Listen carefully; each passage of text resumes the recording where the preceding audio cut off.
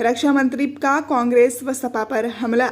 जनसभा स्थल पर पहुंचे रक्षा मंत्री राजनाथ सिंह ने जनसभा को संबोधित करते हुए भाजपा प्रत्याशी के पक्ष में जनता से मतदान करने की अपील की। रक्षा मंत्री राजनाथ सिंह ने युवाओं, नौजवानों, महिलाओं, किसानों के दिलों को छूने का प्रयास किया और कहा कि उनकी सरकार जातिवाद, परिवारवाद की राजनीति नहीं करती, बल्कि देश की राजनीति करती है। मोदी जी के नेतृत्व में चल रही सरकार ने ये साबित कर दिया है कि भारत कमजोर नहीं है। आज दुनिया के सभी राष्ट्राध्यक्ष कहते हैं कि भारत का भविष्य उज्जवल है। चुनाव में प्रत्याशी आवश्यक नहीं है। देश बनाने के लिए भाजपा राजनीति करती है। प्रत्याशी भी मनुष्य हैं, उनसे गलती हो सकती है। देश की खुशहाली और उनकी तरक्की के लिए भाजपा को वोट करें। रक्षा मंत्री ने रूस और यूक्रेन के हालात और युद्ध का जिक्र करते हुए कहा कि रूस और यूक्रेन दोनों लड़ रहे हैं। जब युद्ध छिड़ा तो भारत के 3000 बच्चे पढ़ रहे थे। परिजन परेशान थे बच्चों की जिंदगी को लेकर, लेकिन उन्हें विश्वास था कि मोदी जी हैं। प्रधानमंत्री पूरे मामले की मॉनिटरिंग कर रहे थे। अपने बच्चों के लिए प्रधानमंत्री ने दोनों देश के प्रधानमंत्री से बात की तो 4 घंटे के लिए युद्ध रुक गया और सभी बच्चे सकुशल अपने घरों तक आए। ये है मोदी की ताकत। चंद्रशेखर आजाद का जिक्र करते हुए जोश भरा कि चंद्रशेखर आजाद ने कहा था कि जब तक भारत माँ की पाँव में जंजीरें हैं तब तक चैन नहीं। अताउल्लाह खान का भी जिक्र किया कि धर्म और राष्ट्र के नाम पर पार्टी नहीं राजनीति करती है। भारत की आजादी के लिए शादी नहीं की और भारत की आजादी के लिए फंदे पर झूल गए। सपा पर हमला बोलते हुए कहा कि ये अब समाप्त पार्टी है। 2014 में साइकिल के चेन उतार दिए गए और 17 में चेन नहीं चढ़ने दिया। अब की साफ हो जाएगी। कांग्रेस की हालात पतली होती जा रही है। 10 साल बाद बच्चे नहीं जान पाएंगे। जैसे डायनासोर खत्म हो गया वैसे ही कांग्रेस भी खत्म हो जाएगी। कांग्रेस झूठ बोलकर राजनीति कर रही है। वो लोग कहते हैं कि मोदी प्रधानमंत्री बनेंगे तो आरक्षण समाप्त होगा। ऐसा नहीं है। सबसे ज्यादा आरक्षण को लेकर भाजपा ही काम कर रही है। सरकार बनाने के लिए राजनीति नहीं करते, देश के लिए राजनीति करते हैं। कांग्रेस ने ही चुनाव हारने के बाद इमरजेंसी लगाई थी, लेकिन मोदी ने नहीं किया। देश के लिए सरकार जरूरी है। 85% मतदान होना चाहिए। गरीब परिवार की इज्जत महिलाएं हैं।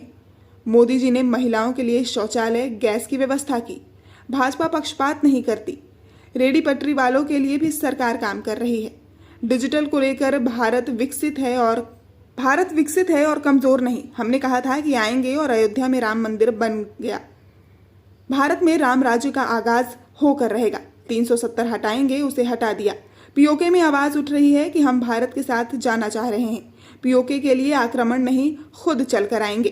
पूछिए आर्मी के लोगों से, नट विदेशों से आते थे, लेकिन अब सब मेरे पास है और हम दूसरे देशों को मुहैया करा रहे हैं। लखनऊ में मिसाइल बन रही है, छूटेगी तो कहाँ जाएगी। भारत कमजोर नहीं है, विश्व की महाशक्ति बनने जा रहा है।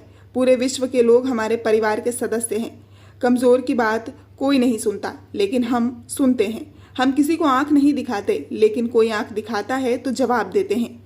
राहुल जी प्रमाण मांगते हैं। अगर उनसे कभी मिलिए तो समझाइए कि मुंहतोड़ जवाब देने आता है।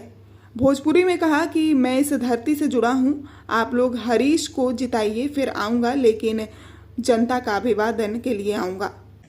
रूस और यूक्रेन दोनों के बीच इस समय संघर्ष चल रहा है। यूक्रेन की तरफ से भी मिसाइल चल रही हैं, रूस की तरफ से मिसाइल, बम, तोप, गोले, बड़ी संख्या में लोग मारे जा रहे हैं। जब यह सिलसिला युद्ध का प्रारंभ हुआ तो हमारे भारत के लगभग 30,000 बच्चे, 30,000 बच्चे यूक्रेन में पढ़ते थे। कोई डॉक्टरी पढ़ रहा था, मेडिकल की पढ़ाई कर रहा था, कोई इंजीनियरिंग की, कोई मैनेजमेंट का कोर्स कर रहा था। उनके माता पिता जो भारत में थे, उनको इस बात की चिंता हुई क्या होगा हमारे बच्चों का। रूस से चलकर कोई मिसाइल, बम, तोप जहां हमारे बच्चे रहते हैं वहां गिर गई तो हमारे बच्चों की जिंदगी खतरे में पड़ जाएगी।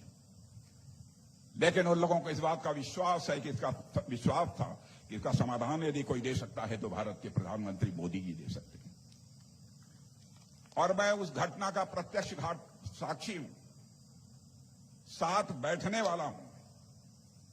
हमने देखा है मेरे बहनों भाई कि प्रधानमंत्री ने यह जानकारी प्राप्त होने के बाद, प्रतिनिधिमंडल के वहां से जाने के बाद चटपट रूस के राष्ट्रपति मिस्टर पुतिन को टेलीफोन मिलाया और यूक्रेन के राष्ट्रपति मिस्टर जेलेंस्की से टेलीफोन मिलाया।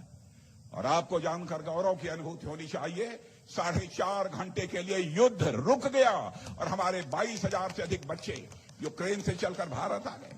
यूपी न्यूज 9 के लिए बस्ती से इमरान अली की रिपोर्ट।